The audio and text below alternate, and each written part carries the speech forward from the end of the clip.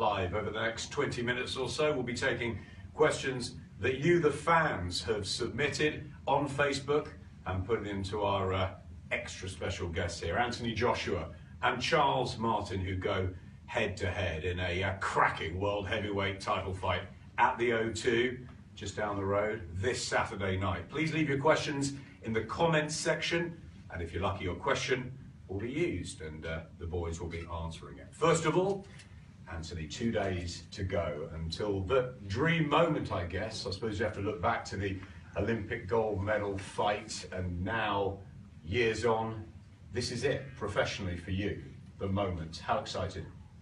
Chilled. I could be excited, but I'm pretty chilled. It's like routine, not much changes. It's another fight, another opponent. Just looking to handle business the same way I've been handling business for the last couple of years. No extra pressure, no nerves. Is it business as usual, or do you see this as the moment that you've worked towards? There's going to be more moments. There's going to be very, very important fights, but this is what I have in front of me right now is the most important thing I've got to deal with. Yeah, there's definitely nerves, but not nerves of fear, just nerves of excitement. I'm happy to be here. Life could be worse, and I'm just enjoying what I'm doing. I'm looking to have fun Saturday night. Was there ever a moment sort of years ago when you thought, Anthonuy Joshua, world champion, can it happen? Would it happen? Will it happen? No, it definitely will happen. It definitely will happen. It's something that every kid gets told when they go in the gym. As long as they got some hands, some skills about them, they tell you could be the next champ. The division's wide open, and it is wide open. And I see the opportunities, and that's why I'm here. And lucky enough, I'm in this opportunity and to make it a reality. That this man to my right has that world heavyweight title, and I guess for you, Charles, to hold it is extremely prestigious and something that you've worked very long and hard for yourself. Yes, definitely. You know, it's mine. Where my belt at? You know? In the back. Work hard for it, man. You know, and that's why I'm still working hard. You know what I mean? And I'm ready to defend it. I'm gonna keep my belt. We were there in Brooklyn when you won it against Vyacheslav Glazkov. You got to become a champion. Has it changed you? Has it made you more hungry? So I'm the same dude. I've been hungry before I even got there, though. So, you know, I wasn't too far off. You know, we just rolling, man. We keeping it rolling. As long as I'm in this sport, I'm going hard as I can. But you've made a big move, a big statement here to come over and defend for the first time against the young gun, the up and coming. There it is. Anthonuy Joshua. So why choose this way to defend your belt rather than just stay in America and take on the comers there? Because why do it like that? Why not knock him out? Why not beat up on him? I don't want no Chris Ariola. I don't want no Dominic Brazil. You know, everybody think he good. He got a big old hype thing around him over here, man. Dude got like almost 1 million followers and all that stuff. Yeah, everybody know about him. So because of that reputation, because he's the guy that people are talking about, you want to defend against the very best. He ain't the very best, so that's the thing. You know, they think he's the very best. But you don't. I know he's not. He ain't the very best. You see weaknesses, enough weaknesses that makes you very confident that you've made the right decision to come to London? It ain't even that. I'm gonna deal with what I see in front of me. That's how it works. When I see it, I'm gonna say, okay, exactly. So when we get in the ring and we see it, that's what we go back. We got a question coming from Ray Myers. What goes through your head once your hands are wrapped and the gloves are on? First of all, Anthonuy. It's instructions. You just listen to the instructions given to you by a coach. You know what I mean? And then you recap on everything that you've been doing in camp. Little thing, just like balance. How you're going to start the fight is always important. You mean as you start as you need to go on. And then you hear the instruction, you've got 1 minute left. Say your prayers and go and handle business. You always do that? Yeah, of course. How about you, Charles, on the day of the fight? Does it change as you get nearer and nearer fight time, and then the wraps, the gloves, the moment when they say there's 5 minutes to go? Yeah, just get ready. You know what I mean? Just get ready. keying in, key in, be ready. What went through your mind when you were walking in to fight for the world title, which is what Anthony's going to be doing in Brooklyn against Glasgow? What was that walk like? Was it different to others that you'd experienced before? I do it the same way every time. You know, you just don't change that. That's one thing about I ain't gonna speak for all fighters, I'm gonna speak for me. One thing about me, I just keep doing what keep me comfortable, what get me ready. You know, that's what I do. But this time you're coming into the so-called AJ Fortress, 20,000 packed into the O2 Arena. It's something you're never going to have ever experienced. I have experienced that. I fought at the Madison Square Garden, packed. I fought at the Barclays, packed. And not only that, it's my fortress. What you mean? That thing, that first of all, the person who made it is American Indian. I mean, but forget all that, man. Forget all that. Anywhere I go, I'm just as comfortable as I'm in my own crib. You see what I'm saying? I don't care. You don't care, you're going to block out any boos, any... I ain't even got to block it out. It don't even matter. I ain't got to block it out because it don't matter. That's how real that is. We got one from Gareth Turner here. It's quite a spicy one. He says, the belt was handed to you in your last fight, that you never really had to fight for it. Can you seriously see yourself causing AJ any problems, as this fight isn't going to go like your last one? What do you say to that? Nothing, because it don't matter. Okay. I'm not about to answer on no negativity. I'm spiritual. I'm all about positive energy. Do you see it that you got the win, you got the belt, and you move on? Exactly. It's right here. I can touch it. You know, feel it. It's real. It's right here. World title. It's mine. You looking at that too at the moment? Wow. Or? Want a better look at it? Pretty good it is really. So Sorry, looking at mine is sorry, my you opponent, and that's what I told Sorry. him. It's the difference between IBF, which I credit, And the Charles Martin fight. I have 2 different fights on. you can add it. So what I was saying is that the difference is that I'm not fighting the belt, I'm fighting Charles. And this is just the rewards, he knows that. It's just the reward that comes with fighting. And it's not that you win your belt and you stop and you enjoy your reward. You have a little rest the body, and you get back to training. It's light, it's simple. Well, we've got a question here coming in from Matthew Rice. So, if you win this, what's next? Little rest is important, and then I want to go again July, if I can. It's at 3 months. And as I said, just be a force to be reckoned with. And we look at options. It's a wonderful division, isn't it? It's full of talent and unpredictability. The glamorous heavyweights have come again. Yeah, most definitely. We're woken up now. And, everyone has to fight everyone. In every division, everyone fights everyone. As I always say, from back in the day to the era before to the era now, we're all just coming together and making it happen. So what will happen after this? I'm not too sure exactly what opponent, because I haven't really looked that far. Because obviously this is the man I'm dealing with right now. But as I said, little break, rest the body, and we get back in camp. And then we go again, hopefully July. It's bubbling beautifully, the heavyweights, and especially in America with your compatriot Deontay Wilder. If you retain that belt, if it goes back with you to California on the plane on Sunday, what's next for you? A little resting back to it. Same again. Yeah, man. That's what you do. Vacation and back to it. You know? That's what you do.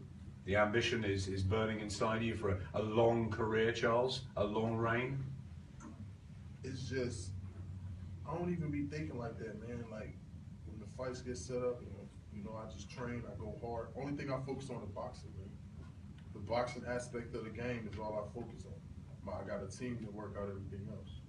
So all I'm doing is keying in on getting my training 100% every day, training. Sam Johnson says to Anthony, do you believe that Martin can take your punches? And if are you worried if the fight goes to a decision that he's a technical boxer? I guess that's the southpaw. And No. If he's fit, he'll be able to take the punches, but he won't be able to take so many of them. As the fight goes on, there's only so much punishment you can take. But of course, if he's fit, he'll be able to stand up for some time. And then I'm worried if it goes to a decision through the technicality of boxing skills. Hell no. this is what I want to display. Is a good boxing man. Despite the fact that most of your fights have gone quickly. Yeah. That's what I said, most people can't take it, but I said if he's fit, he'll be able to stand up. Dinner was quite fit, he stood up to a few more punches, and this is the world champion. You know, he's the champ, so you have to give him credit. He's obviously got something about him, so he'll be able to handle business a bit better than the way I was fighting some journeymen and some ex-world title challengers. This is the champ, so he'll be able to withstand some of my punishment a bit better than other fighters. Charles, do you think you'll be able to take Anthonuй's power? Do you think you'll have seen or felt anything like it, either in sparring or in the 24 fights you've had so far? I don't even, no disrespect to you, I mean, but like, I ain't even gonna answer that question. But that's not even a relevant question for me to answer. Take his power, I don't care about his power. Okay. He gonna have to hit me first with it, that's the real thing. I'm not just gonna stand there in front of you and hold my hands up and let you punch and tee up. You see it as a technical match, the fact that you're going to just outbox and be better than him and the punches will come? I ain't saying I'm gonna outbox and do, like, I don't know, I just do me, man. Ain't got nothing to do with that, man. I just do me. But all I know is I'm not gonna just stand there and absorb punches. Ain't my style.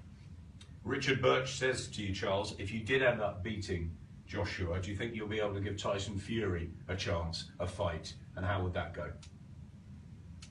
No, we ain't trained for Tyson Fury. We not targeted on Tyson Fury. We on Asia right now. That's some other stuff. I don't know about For the future. Yeah, I don't know about it. Cam Davis says, what's the intensity of training been like for this fight compared to others? Say it again. What's the intensity of training for this camp? How's this camp been different? Has it been harder, more intense than previous? I mean, I can't really differentiate, different camps because I go hard in every camp. I put my all in every camp. But what I can say is we incorporated some strength conditioning in this camp. This is the first time, I actually did the strength conditioning part of it. Not that I do strength conditioning, but he's just on a world-class level. Gary Matthews. That's something new you've added. Yeah, a world-class. He knows the science behind the body and the make the body work, get more balance, more strength, more power, and I'm feeling the difference. So we incorporated that, and that's the other thing that's different about this camp. But I always go 100%. Same to you, Anthonuy. What's been different about this training camp? Obviously, you never fought a southpaw as a professional. You've never fought for a world title. It's a jump up in levels, in class. What's been different in the last few weeks? Most definitely, like routine. Before it could be we're training at 4 o'clock or we're training at 7 o'clock. It's just random. I just know I dedicate my day to training. But now we've had just set times, which has been good, really important. And sparring, where we used to spar maybe 8 rounds, some on the bag. We've been sparring 14 rounds, 15 rounds. Blessed enough to have some handy southpaws in camp from 8 weeks ago, right till Tuesday, which has been a blessing in itself. So certain things like what mistakes you were making on early shots that you can counter punch easier now. Because the southpaw thing's interesting, isn't it? Because you fought some as an amateur, obviously, but not as a pro. Is there a big difference, or do you feel comfortable because you've been there before? Yeah, you have to feel comfortable. Yeah. The difference is a 3-round fight is different from a 12-round with no head guards and all that stuff. So it is a big difference. You have to separate them from the pros. But I've been in with a couple southpaws. You know what I mean? But this is different. I can't really take what I've done years ago into this fight. But the main thing, as I said, is the sparring. I've been blessed enough to have some southpaws come in camp from start to finish that have tested me early on. And as I improve, you can speak to their promoters about how I've been handling business with them. And I've definitely come a long way since the start of camp.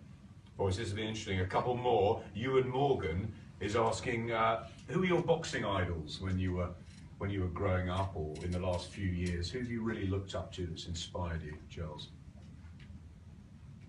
Inspired me. Yeah, inspired. I've inspired myself, man. Period. I mean, I give full acknowledgement and respect, to all the greats and the people that did it before me, but I'm all about myself, man. shocked myself. You know, I'm a world champion. Is that because the journey that you've been on That's personally? the belief that I had in myself, man. The faith that I put in my own self. You know what I'm saying? I did it myself. You know what I mean? So, you know, there's a lot of guys that I see when I first put on a pair of gloves, and I'm like, oh man, these guys, you know, Ali, Mike Tyson, all those guys, Lenny Silva, they're all greats. You know, they were before me, Holyfield. But it's my time. You've charted your own path. Yeah, it's my time. It's my time. Anthonuy, I know you've looked up to several fighters in the past. Tell your fans out there who's really influenced you as a kid and maybe more now. Like maybe I like Walker, Jersey Joe. His story's cool, tough. The guys then just fighting to feed their family. You know, it was a different era back then, man. Completely. You know, no hype, no attention, just gritty boxing. It's cool. And I like to feed Stevenson as well. Balanced, and you have to put his punches together. And went on time and time again to win Olympic medals and represent his country to the fullest. And that's what we're doing here in the UK right now. We're holding down the UK and taking care of business. It's good times, isn't it? Yeah, man. Come on. Look at this. Look at boxing's alive. Whether people call it hype or whatnot, everyone's eating. Everyone should be happy. Stop complaining about the hype and just make the most of it, because it could be dead, and everyone could be complaining saying boxing is not alive. So let's just make the most of this right now and enjoy this attention we're all getting. Because one day we're not going to be here. So this is just memorabilia and memory for times to come. It's certainly a fascinating heavyweight division at the moment. Let's bring this to a conclusion. Charles, what are we going to see from you on Saturday night at the O2 defending your title? What are we going to... smiling. Happy. Yeah.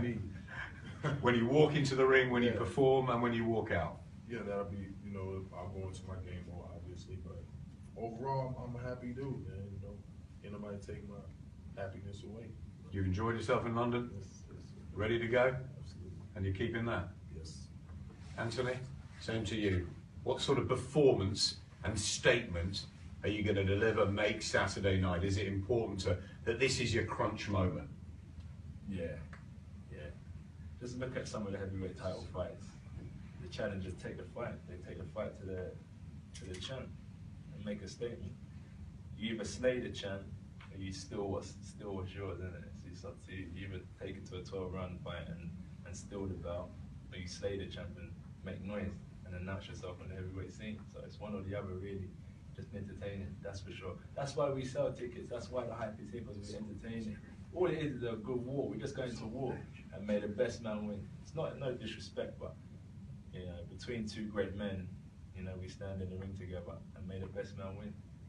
Two big, young, unbeaten, hungry guys. It should be a firecracker. We're going to get a handshake, I'm sure we will, between the two. Plenty of respect. Excellent. Thank you very much. It's very special Facebook Live. I hope you guys have enjoyed it out there.